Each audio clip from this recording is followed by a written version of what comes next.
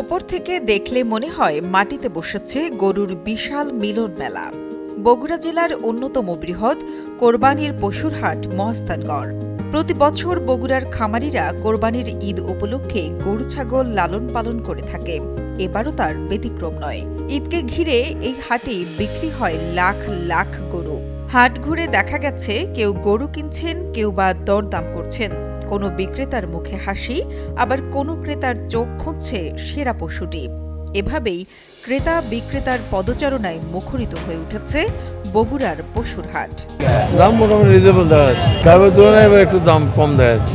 দেখছি অনেকগুলো দেখছি, প্রায় 50-60টা গরু দেখছি। খুব ভালো উঠছে, গরু ভালো, দেখতেও ভালো, পছন্দও হয়েছে। দরের দামে একটু হচ্ছে হালকা পাতলা আর কি। এটা স্বাভাবিক, ভালো গরু সবার কাছে আছে, যার কারণে একটু কম আছে দাম, এবার ভালো আর দাম দিছি গরু, বুঝছেন, এই 500 একটা গরুর দাম দিছি, দামে ছাড় দিচ্ছেন। গেল বারের তুলনায় চাই একটু ইয়ে আছে, মার্কেট গরম আছে, একটু দামে ছাড়িচ্ছে না, বেচা কিনা কম। শুধু মহাস্থানগড় নয়, জেলার ছোট বড় হাটগুলো এখন কোরবানির গরুতে পরিপূর্ণ। পুরো জেলা জুড়ে চলছে এক বিশাল প্রস্তুতির মহড়া। 50,000 থেকে শুরু করে 8 লাখ টাকায় পশু বিক্রি হচ্ছে হাটগুলোতে। ভালো দামের আশায় পশু লালন পালন করে হাটে তুলছেন খামারিরা। যেহেতু দেশের সরকার হাসিনা সব টাকা নিয়ে গেছে, বাংলাদেশে কোনো টাকাই থয়নি, তাহলে গরুটা মানুষ কি রাখে? আমি 26টা গরু নিয়ে যাচ্ছি। তার ভিতরে যে এদের ফাইটার গরু, ইন্ডিয়ান ফাইটার, এর দাম 5 লক্ষ টাকা চাওয়া, মানুষ 4 ভাগ। এটাই শাহিওয়াল জাত, দুটো 9 লাখ টাকা চাইতেছে। তার সংখ্যা খুবই কম, যেহেতু অনেক সময় আছে, যেহেতু গরু বাড়িতে আরও আছে, এই জন্য আমরা চিন্তা করছি দুটো গরু নিয়ে আসছি, শুধু হাটটা দেখার জন্য বা বাজারটা যাচাই করার জন্য।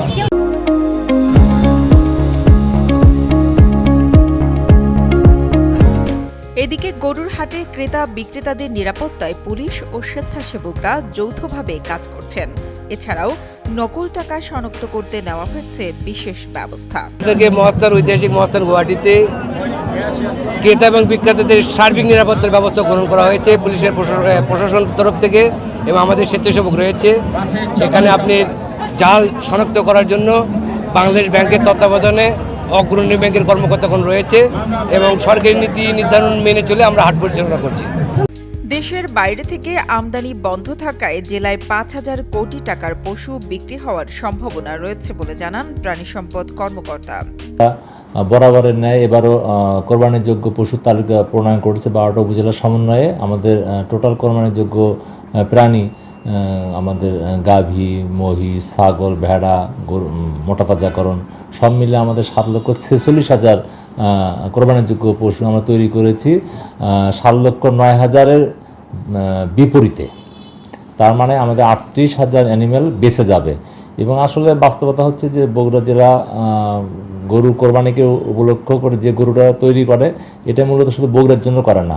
কারণ হচ্ছে যে ঈদের আগে অলরেডি শুরু হয়েছে, ঢাকার গাবতলীতে, চট্টগ্রামে কিন্তু গরু ট্রাকের পর ট্রাক চলে যায়, সেটা উদ্দেশ্যেও তারা বগুড়া মানুষ খামারিটা কিন্তু গরু পালে। তো এই গরু পালন বৃদ্ধি করার জন্য, গরুর গতবারের চেয়ে বৃদ্ধি হওয়ার কারণ হচ্ছে আমরা খামারিদেরকে কিন্তু প্রচুর প্রশিক্ষণ দিয়েছি, এবং এলডিডিপি প্রকল্পের মাধ্যমে আমরা তাদের সহায়তা দিয়ে ইনসেন্টিভ দিয়েছি, আমরা মোটিভেশনাল ওয়ার্ক করেছি, আমরা উঠান বৈঠক করেছি খামারিদের সমন্বয়ে। আশা করছি অন্যান্য যে কোনো সময় আছে এবারে কোরবানি ঈদটা মানুষ সুষ্ঠুভাবে পালন করতে পারবে, এবং খামারিরা লাভবান হবে বলে আমি বিশ্বাস করি। এবং আমরা আশা করছি বগুড়া জেলাতে 5,000 কোটি টাকার ওপরে ট্রানজ্যাকশন হবে এবার। জানা গেছে, কোরবানির জন্য জেলায় 51,146 জন খামারি 7,46,842টি পশু প্রস্তুত করেছেন। এবছর বগুড়ায় কোরবানির পশুর চাহিদা 7,09,010টি। চলতি বছরে জেলায় কোরবানির পশুর চাহিদার বিপরীতে প্রস্তুতকৃত পশু উদ্ধৃত রয়েছে 38,432টি। প্রাকৃতিক খাদ্য দিয়েই অস্ট্রেলিয়ান ফ্রিজিয়ান, ভারতীয় শাহিওয়াল, নেপালের গির, ভুট্টি, সিন্ধি সহ দেশীয় জাতের গরু ছাগল পালন করে ভালো দামের প্রত্যাশা করছেন খামারিরা। তৌহিদুর রহমানের পাঠানো তথ্য ও ভিডিও চিত্রে ডেস্ক রিপোর্ট, কালের কণ্ঠ।